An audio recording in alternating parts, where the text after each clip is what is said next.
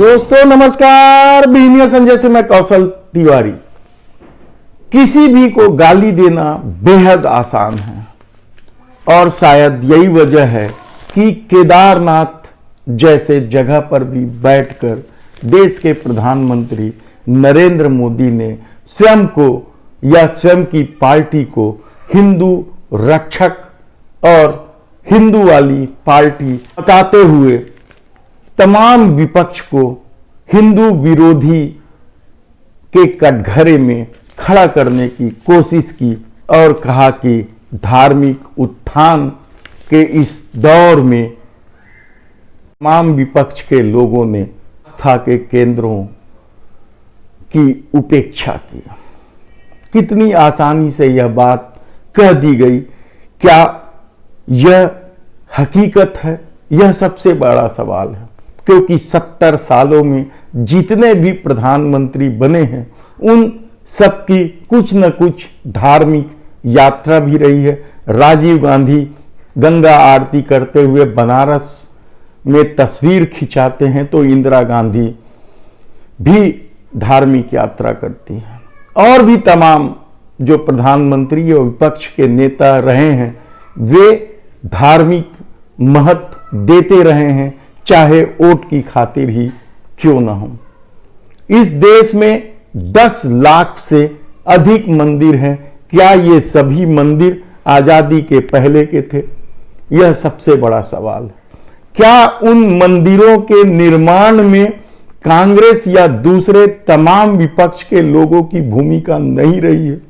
यह दूसरा सवाल है। और यहीं से शुरू होता है उस झूठ, नफरत और अफवाह की राजनीति का खेल, जिसे आसानी से आप नहीं समझ पा रहे हैं और देश की आर्थिक स्थिति बदहाली की ओर जा रही है। महंगाई चरम पर है। आम आदमी का जीना मुश्किल होता जा रहा है। ऐसे में सबसे बड़ा सवाल तो यह है कि क्या सचमुच यह सांस्कृतिक उत्थान के लिए तत्पर भारत बनता जा रहा है?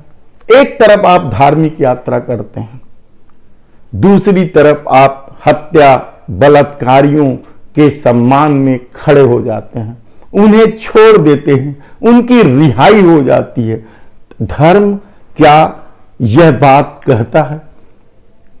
आप खुद सोचिए कि वर्तमान राजनीति किस फेर में चली गई है कि भाजपा के तमाम लोग या संघ यह साबित करने में लगा है कि हिंदू वाली पार्टी सिर्फ भाजपा है, बाकी तमाम पार्टियां ना तो हिंदुओं के पक्षधर हैं और ना ही वे देश के हित चिंतक हैं। यह परसेप्शन किस बारीक लकीर से गढ़ते हुए आपके दिलो दिमाग पर बैठा दिया जाता है ताकि आप अस्पताल की बात ना करें, आप शिक्षा की बात ना करें, आप बढ़ती महंगाई की बात ना करें और 5 किलो अनाज के सहारे सब कुछ जीवन बिता दें।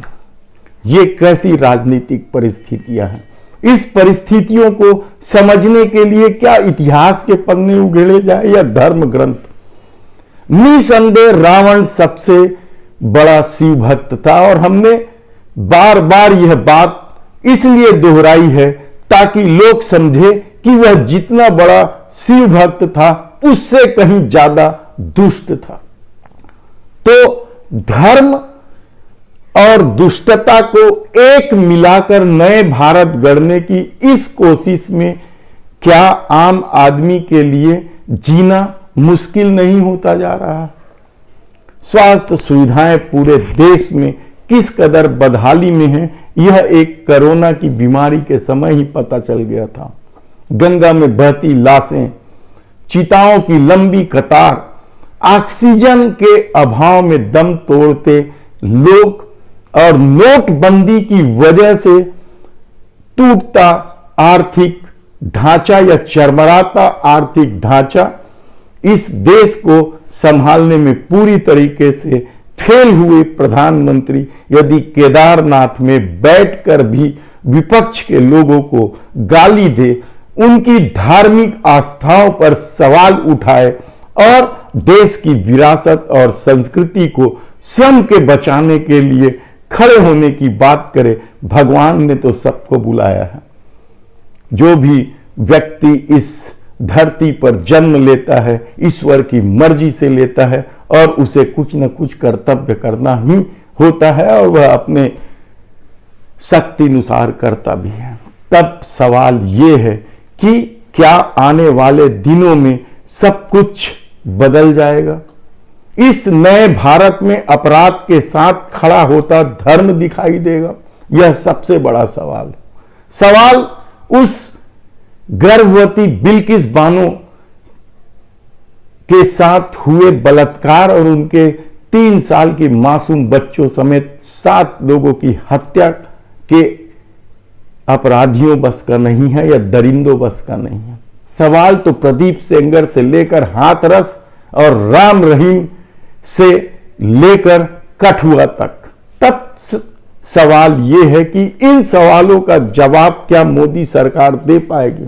कल ही सुप्रीम कोर्ट ने जिस तरीके से नफरती भाषण को लेकर सरकारों को फटकार लगाई है, क्या इस देश में इस बात की इजाजत है कि सिर्फ वह धार्मिक व्यक्ति है इसलिए उसके अपराध को क्षमा कर दिया जाए? लेकिन यह दौर नया दौर है, यह मोदी सत्ता का दौर है कहा जाए तो गलत नहीं होगा, क्योंकि इसी दौर में अपराधियों के साथ डंके की चोट पर हिंदुत्व के नाम पर खड़ा होने की कोशिश होती है या खड़ा हो जाते हैं। ऐसी परिस्थितियों में क्या करें? तमाम आप खुद सोचिए कि क्या तमाम विपक्ष के लोग हिंदू विरोधी हैं?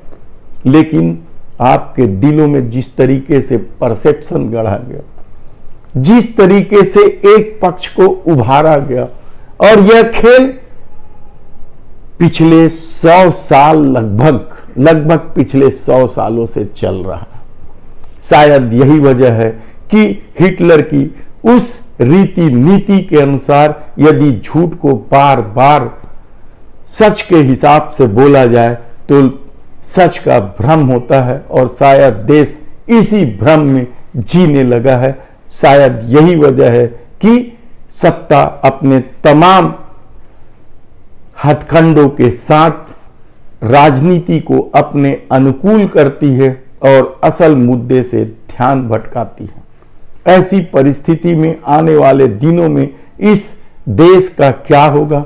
हमने पहले ही कहा है कि निश्चिंत रहिए, यह देश जर्मनी या हिटलर का जर्मनी या श्रीलंका नहीं बन सकता, क्योंकि इस देश की रचना कुछ अलग ही ढंग से हुई है।